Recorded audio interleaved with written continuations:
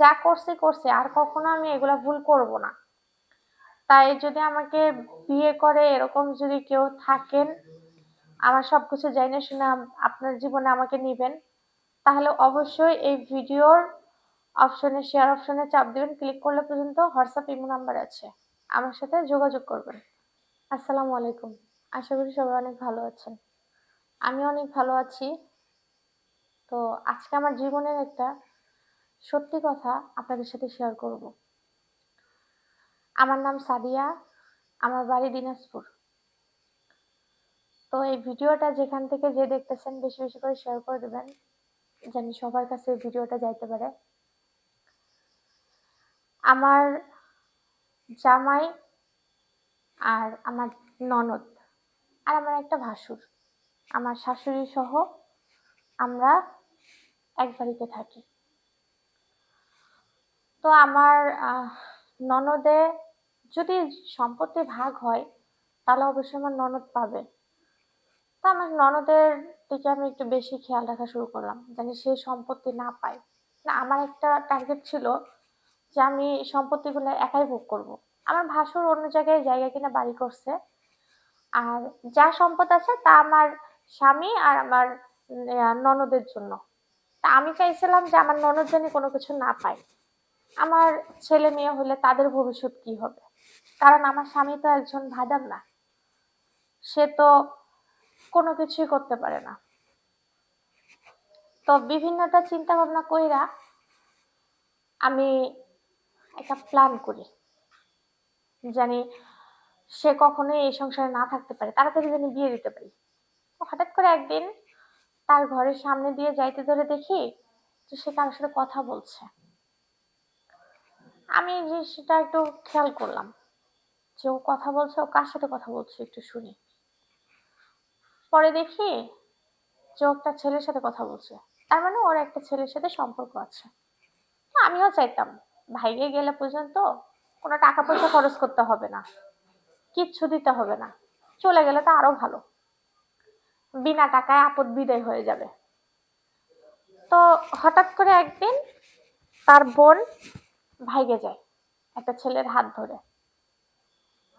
তো আমি আমার স্বামীকে তখন বলি, যখন চলে গেছে তখন আমি বলছি যে আচ্ছা, তোমার বোন চলে গেল, মান সম্মান সবই তো শেষ, তুমি সেই বোনের কি আর জায়গা দিবা? তো বললো যে তাহলে কি করব? তাহলে কি করবা মানে কি, তুমি এই মেয়ের সাথে, এই মেয়েরা কখনো হচ্ছে ঘরে তুলবা না, এই মেয়ে জানি আমার এখানে না আসে, একটা সম্মানের বিষয় আছে তো, পাড়া প্রতিবেশীরা কি বলবে? তখন সে বলল যে ঠিকই বলছো। আমার স্বামী আবার একটু বোকা টাইপের ছিল, এই জন্য আমি যা বলতাম তাই শুনতো। আমিও আর কি ওইভাবেই বুঝায় বলতাম। আমার মা আমাকে যেভাবে বুঝাইতো, আমার মা আমাকে বলতো যে মা তুই এইভাবে চল, ওইভাবে চল, জামাইরে বুঝা, সম্পত্তি সব হাতে নিয়ে নে। আমিও ওই চিন্তাটাই করতাম যে আমার মা তো ঠিকই বলছে, মা কি কখনো সন্তানের জন্য খারাপ চায়? এই জন্য আমি ওই কাজটাই করছিলাম। কিন্তু হঠাৎ করে মানে আমি খেয়াল করলাম যে আমার ভাসুর আমার দিকে কেমন জানি তাকায় থাকে। আমি যদি শুয়ে থাকি অনেক সময় ঘরে, তে দেখা যাচ্ছে বুকের উপর ওড়না থাকে না, কিংবা শুয়ে থাকলে পর্যন্ত কোনো কিছু কাপড় চোপড় ঠিক থাকে না, কিংবা গোসল করে যখন বের হই তখন মানে ওরা না আমার দিকে তাকায় থাকে। তা আমি এই জিনিসটা চিন্তা করলাম যে সে আমার দিকে তাকায় আছে, কিছু কি বলতে চায়। হঠাৎ একদিন নাই সাহস করে বলেই ফেলাইলাম যে আপনি কি দেখছেন এইভাবে? বলতেছে যে কি দেখছি, কিছু না, এমনিতেই তাকায় ছিলাম। আমি বললাম না, আপনি তো কিছু দেখছিলেন। পরে বলতেছে কি, হ্যাঁ দেখছিলাম, মানে তোমার আপেল টাপেল এগুলা দেখছিলাম। পরে আমি তো বুঝতে পারলাম যে আমার ভাসুর কি বলছে। আর হ্যাঁ, এর মাঝে আরেকটা কথা বলি, আমার স্বামী না আমাকে শারীরিক সুখটা কখনো দিতে পারতো না। সে আমার কোনো ইচ্ছা অনিচ্ছা কোনো কিছুই রাখতে পারতো না, এই জন্য তার প্রতি আমার তেমন একটা মন থাকতো না। তো আমাকে যখন এই কথাটা বলছে তখন আমি বলছি যে খালি দেখলে হবে নাকি খাইতে হইব? তখন আমরা বলতেছে, কি বলছো তুমি? আমি বললাম যে হ্যাঁ, আমি যা বলছি ঠিকই বলছি। আমি তো আপনার তো ভালোই লাগে, আপনার ভাই তো কিচ্ছু পারে না, আপনার ভাইয়ের কাছে তো এমনি পড়ে আছি। তখন আর কি আমার ভাসুর বলল যে ঠিক আছে তাহলে তুমি রাজি তো? আমার ছোট ভাইয়ের কাছে কিছু বলবা না তো? আমি বললাম না, আপনার ছোট ভাই কিচ্ছু জানবে না। তো সে বলছে আচ্ছা ঠিক আছে। তো এভাবে প্রায় আমাদের সম্পর্কটা এগিয়ে যাচ্ছিল। প্রায়ই আমার ভাসুরের সাথে আমার একটা মানে শারীরিক সম্পর্ক হয়ে যায়। প্রায়ই তার সাথে কথা হয়। প্রায়ই মানে তার সাথে বিভিন্ন রকমের আ মানে শারীরিক সম্পর্কটা এগিয়ে যায় এক ক্ষেত্রে। তো এভাবে একদিন আমার স্বামী দেখে ফেলায়। বিষয়টা দেখে ফেলায়। দেখার পরে বলে যে মানে কিছু বলার মতো ভাষা নেই। সে এভাবে বলে যে, "তুমি এই কাজটা করলা কিভাবে আমার বড় ভাইয়ের সাথে?"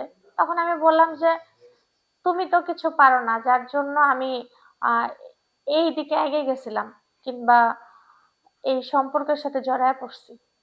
কারণ আমার স্বামী তো আমাকে রাখবে না। সে তো আমাকে ডিভোর্স দিবে। আর কি করব?" এখন আমার স্বামীর হাতে পায়ে ধরছি। অনেক কাকুতি মিনতি করছি। কিন্তু সে তো শুনল না। সে আমাকে অবশেষে ডিভোর্স দিছে। ডিভোর্স দেওয়ার পরে আমি আমার বাবার বাড়িতে আসলাম। আসার পরে বাবা-মারা তো সবকিছু জাইনা গেছে। তখন বলল যে, "তোর মতো মেয়ে আমার ঘরে কোনো জায়গা নেই। তোর মতো মেয়ে আমার কাছে আসবে না কখনো। তুই যেখানে পাস সেখানে চলে যা।" তো আসলে আমি যে কাজটা করছি এই কাজটা মানে যেকোনো কেউ জানতে পারলে কখনোই আমাকে জায়গা দিবে না।